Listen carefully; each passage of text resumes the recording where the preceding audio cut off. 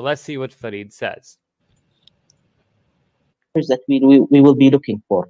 As someone with knowledge in history, I'm going to ask you, and you're going to probably answer me. Did the Prophet have any perinatal insults? And that means, did Amina, his mother, have, for example, any infections or any bleed or any trauma during her birth or during her pregnancy with the Prophet? Is there any narration of that? I'm not aware of anything like that. Was he born premature? I'm not aware of anything like that. Did he have any febrile seizure when he was a kid? So whenever he had fever, he had a seizure? Was that reported in history? That hasn't been reported, no. Did he have any CNS infection, any infection in his brain or in his meninges? I'm not aware of that. Okay. Did he have any significant traumas to his head? Something involving, loss of consciousness or becoming confused after the head trauma? No. Nothing. Okay. Like that. No. Do we know he had a stroke or he had a tumor in his brain? Nope. We don't. So this means he has no epilepsy risk factors. Yeah, one more thing. Does he have family history of epilepsy? Do we know anyone from Quraysh even having, not Quraysh, let's say anyone from Bani Hashim having epilepsy? He has no epilepsy risk factors. And this guy comes and says he is epileptic. This is, this is nonsense. A person with no epilepsy risk factors at all developing epilepsy does not seem to make sense to someone who is an expert in the field. But to a layman like... All right. Right on. So this is what I'm trying to tell you about. This guy, he says that, does he have this? And then he says no. Does he have this? And then he says no. Funny thing is, like the next section we're about to see, it has all of that. We see Muhammad's mom hallucinating. We see an abnormal birth. We see a traumatic birth, whereas the mom admits that it's not a normal birth. The kid raises his head. Then we have... anyways, let's get to the next. This is so funny. They just... He feigns, all those things are actually there. They kind of say it, but then it's like, no, it didn't happen. It did happen. This comment that Adam says, these two talk about Muhammad as though he lived next door. I had to laugh when he said, do we have any examples from Banu Hashim?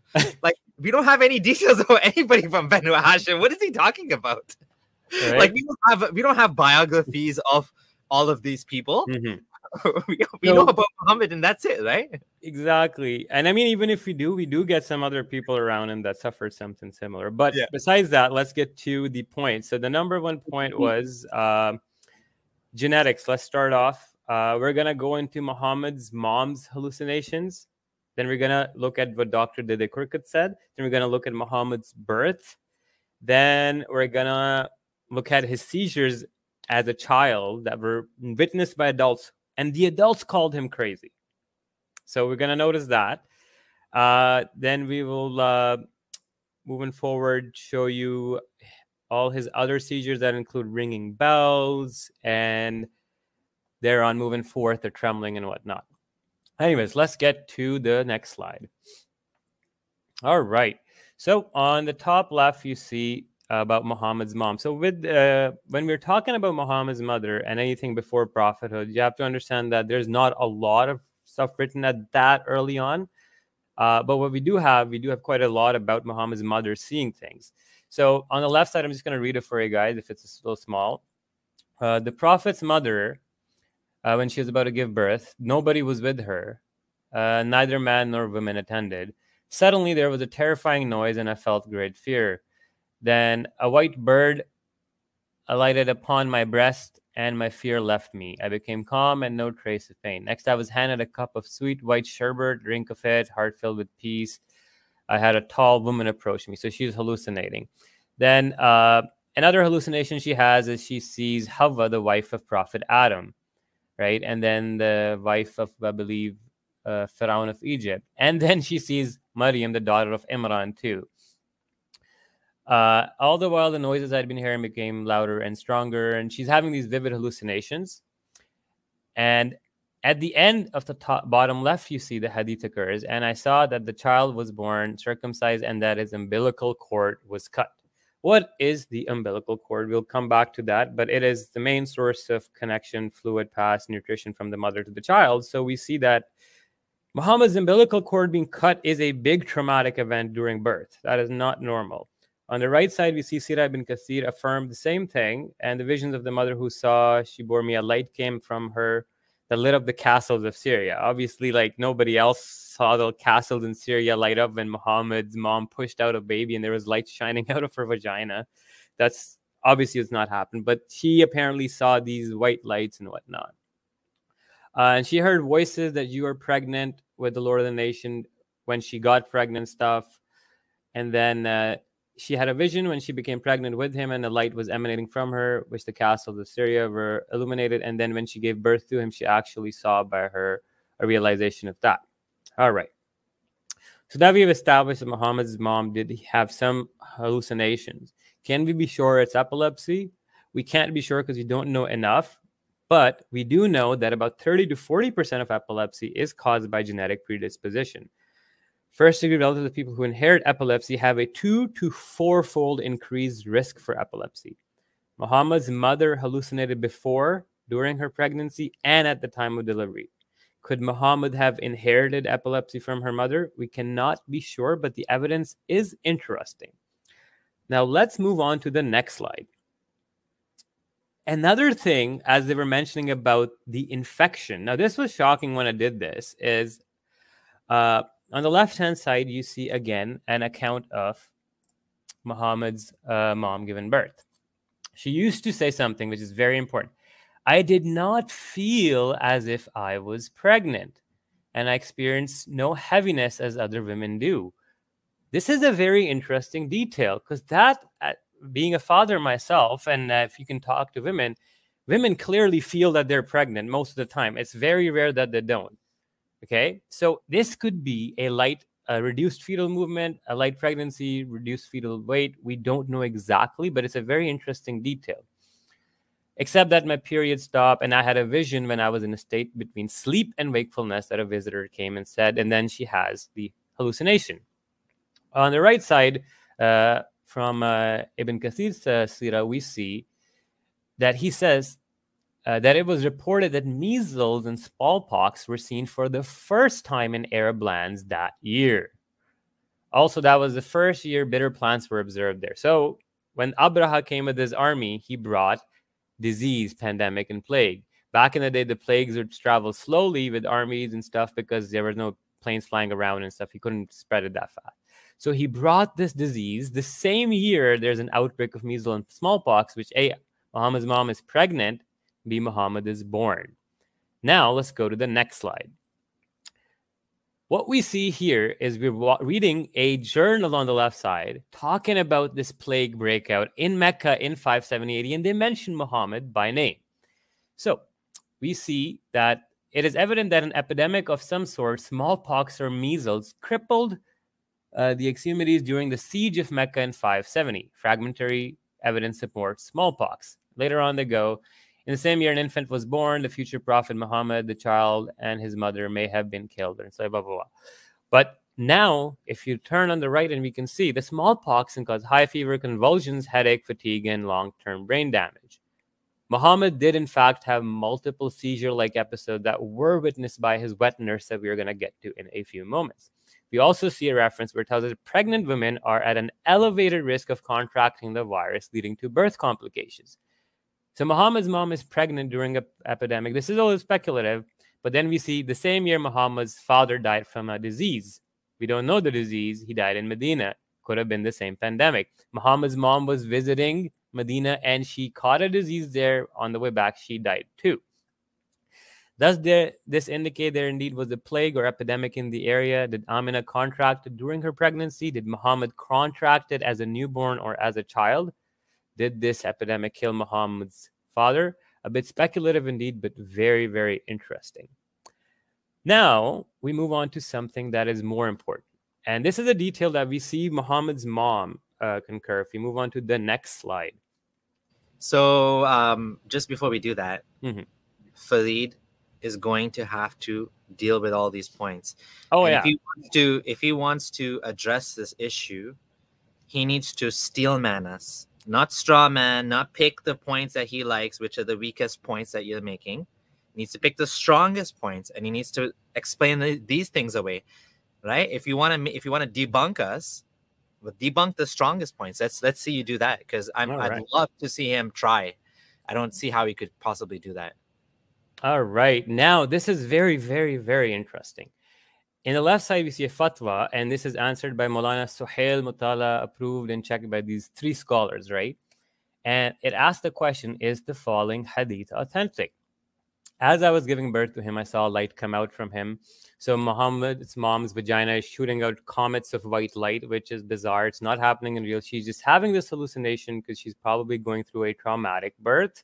So she's going through these hallucinatory experiences. Now it says, when I bore him, he did not come out as other newborns do. How classic is it that his own mother admits that Muhammad did not come out of me like other normal babies do? And this is recorded in 7th century. Now, what she tells us is even more interesting. She then tells us that he came out placing his hands with his head raised to the heavens. Funnily enough, we know that children, newborns, don't have the capacity or the neck muscle power to be raising their heads like this. Their necks are all over the place. They need support for a few months before they develop the muscles. How could you explain this? This happens during birth when we have something called facial or brow presentation. Now, normally when you're having a delivery, the chin is tucked in and the baby comes out. But as you can see on the right side, the face presentation causes the baby's face to go up, which causes its occipital to touch the neck back. That's how much flex that happens. This could be dangerous. It could cause a traumatic birth. Muhammad's mom describes something similar to this, and then she says his head was raised up to the heaven. It's not conclusive, but it is a very interesting, peculiar detail. And if you read that, it says that Imam Ibn Hibban and a few others have declared this reliable and authentic. So, again, on the right side, we read, Amina, the mother herself, reports an anomalous delivery, unlike any other child, reported to be born with his head raised towards the sky, which is impossible for a newborn, hence can indicate facial or brow presentation during delivery. Narrations indicate his umbilical cord was cut during delivery, which indicates traumatic birth, as it may have caused hypoxia and other complications. Amina again hallucinated during the birth, indicating probably a stressful birth. Now, let's go to the next slide, and let's see what Dr. Dede Kurkut has to say about it. All right, so this is something very important, and then Dr. Dede Kurkut writes about this. He tells us a little bit on the left side that he was the firstborn of his mother, and his mother also saw these hallucinations. And he tells us something very interesting. Between sleeping and waking, she used to experience being visited by spirits, which would imply that she was experiencing hypnopompic hallucinations. There's a specific word for her type of hallucination. Now, on the right side, he then describes another additional factor that we need to keep in mind, that he was a firstborn child. The average time of birth labor that a woman experiences to bring forth a first baby is about 13 hours. The average time for a subsequent child is about 6 hours. The physical problems for a firstborn child is that it must be squeezed through a birth canal that has never been expanded. And the resultant pressure on the firstborn baby is more than that for the latter children. As the baby is forced through the birth canal, its head may be molded by the pressure, resulting in the production of a sclerosis, tissue damage in the hippocampus, secondary to the herniation of the temporal lobe uncus. What happens is that the uncus is squeezed out of its normal position. Distortion damages brain tissue, and we get the point that it can lead to a scar that may later cause epilepsy. Studies have shown that many cases of complex partial seizures in children may have had their origin in lesions, i.e. damage happening at birth, as described in the case of Muhammad. Along being the firstborn, as a causative agency as epilepsy is possible, it probably was not primary. Right. So here he says that Muhammad's mother, being having this as the first child, also adds the tightness of the birth canal through a traumatic birth experience. Now we have the additional head raise, facial brow presentation. We're going to move on to another slide and see what else do we have. Now we have the umbilical cord severed during birth. And this is probably one of the most important ones. Umbilical cord is the connection between the mother and the fetus for the transfer of nutrients and everything else, oxygen and whatnot. If this gets cut, if this gets twisted, rolled around the neck, it's a big problem during birth. 7th century Arabia, we didn't have this medical science to help out with this. So I'm just going to read those hadith out to you. Give me 1 second. So on the left side, we see in the Sirah of Ibn Kathir, Messenger of God was born circumcised and with his umbilical cord severed. Okay. And then another narration, and then another narration, and then another narration. And then in the bottom, in the yellow highlight, it says, some authorities claim authenticity for this tradition for the lines of transmission, and some even claim it is mutawatir, and some debate it. On the right side, we see a fatwa, and there is the name of Mufti Muhammad Ashraf and a couple other scholars that clearly say majority of the ulama of the opinion are that Rasulullah was born circumcised, and this hadith, umbilical cord and circumcised, go together. Hence, they also believe that his umbilical cord was detached. Now, I found a whole paper that is linked in the bottom, which you can go into, that goes into the detail of each chain, what each scholar said about this hadith, who said what, who said this. But that's beside the point. The point is we've established that there is, in fact, definitely evidence of some sorts that can be taken as valid that his umbilical cord was missing. This, again, is huge, huge, huge traumatic birth factor. It cannot be ignored. Let's go onwards. Now, the next thing we noticed was born circumcised. Funnily enough, born circumcised, there's a medical term for it called apostia. Apostia appears to be a result of endogamous cousin marriages. Apostia hinders normal development of male genitals. Muhammad commonly expressed his obsessive fear of urine. Was he hiding something? There are some weak hadith where he used to squat down and he stopped people from standing up and peeing. Muhammad's parents were, in fact, distant cousins. Most scholars claim authenticity for Muhammad being born circumcised, as we just showed before. Now, what you're seeing on the left-hand side is the paper talking about apostasy, and they did this analysis and whatnot, and they literally named Muhammad. Later, the Prophet Muhammad was said to have been born as naturally circumcised. However, certain studies have reported that the trait apostasy of a normal development of the urethra and glands is very rare. Okay? These, again, are there. I think this is written by Muslims as well. And yeah, they're mostly first cousins. So this also indicates that Muhammad might not have had the best of genetic makeups. Or the best genitalia.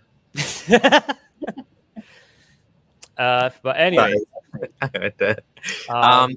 this is like there's been a couple of comments already saying this is incredible research, and I have to agree, this is very good. This is like incredible, like groundbreaking. And when I say groundbreaking, I mean not that you did this yourself, but you put it together and you're presenting it and you're connecting things that have not, that academia, like these are Muslim authors that have written this, but I don't think most people have ever read this paper. So the fact that you are able to take these academic resources, these books, and bring it out like this is just beautiful. Honestly, this is amazing.